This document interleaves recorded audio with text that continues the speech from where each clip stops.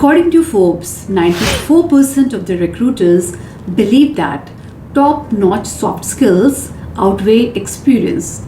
So in simpler terms, if you have exceptional soft skills, you have better promotion opportunities, better career growth opportunities, and better job opportunities. So today in this video, I am sharing 8 important soft skills that you can apply in your English spoken skills and climb up the career ladder. So the first important point is speak clearly. My dear friends, what is the purpose of our communication? To send our message across to our receiver and to receive his or her message clearly, right? Just imagine how frustrating it could be if you are not able to communicate your message or your thoughts, your ideas clearly to your colleagues, to your peers, to your boss, even to your customers or clients.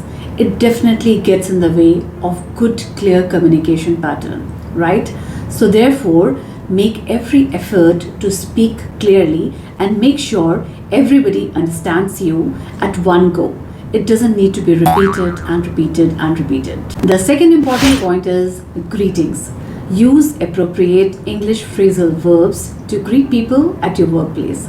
At the same time, maintain an eye contact with them, use appropriate hand gestures and the body language to show people that you are welcoming. It helps to develop an instant bond with your colleagues, with your peers, and with your bosses, even your clients and customers. So make sure that you do the same while you're leaving the office. Proper goodbye also adds to your credibility and confidence. The third important element is a smile. And as you know, a smile is infectious and it doesn't cost you anything. So when you smile, you reflect your warm, welcoming personality to others.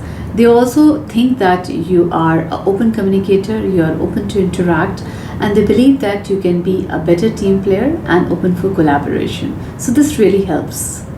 The fourth important point is politeness. So in your everyday English communication at your workplace, use words like please, thank you, would you mind doing that? And it should not be only restricted to a verbal communication, it should be reflected in your written communication as well.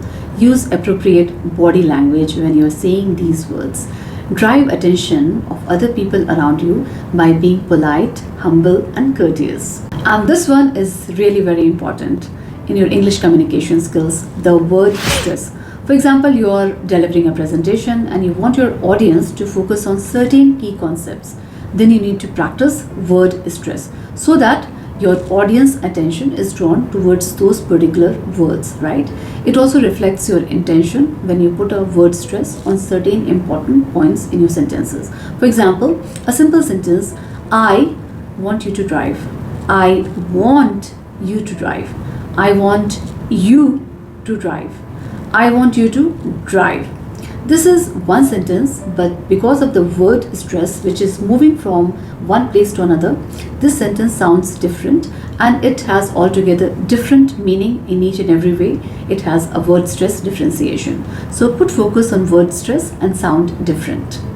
Now the sixth one, which I believe is equally important, is intonation, right? The highs and lows of your voice really engage your audience. Otherwise, just imagine if you are speaking in a same tone, you become so monotonous, dull, and robotic. So vary your voice tone, go up and high, and sound more interesting to the people. The seventh important point, which really helps in your effective English communication skills, is active listening.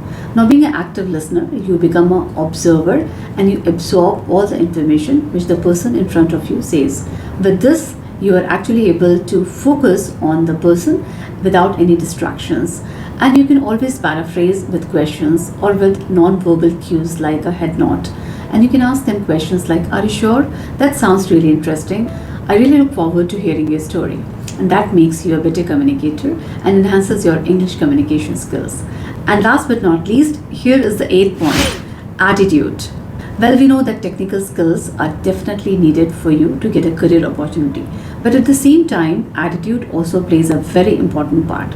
For example, if you're not a friendly person, if you're not enthusiastic, if you do not show up as a warm person and a team player, I don't think so that you will be the first choice by your boss, right? He will definitely seek for another person who has the same technical skill set, but who is a warm and a friendly person and can be a better team player than you, right? So attitude plays a major role in your English communication skills, and what you reflect to your reporting manager. And my dear friends, I'm really sure these 8 points were really helpful for you to enhance your English communication skills. And now you know the drill. You have to like, share, and subscribe to my channel, because yes, I really love to make quality content for each one of you so that you grow in your career ladder. Learn and lead with lots of love, Razia. See you soon in my next video.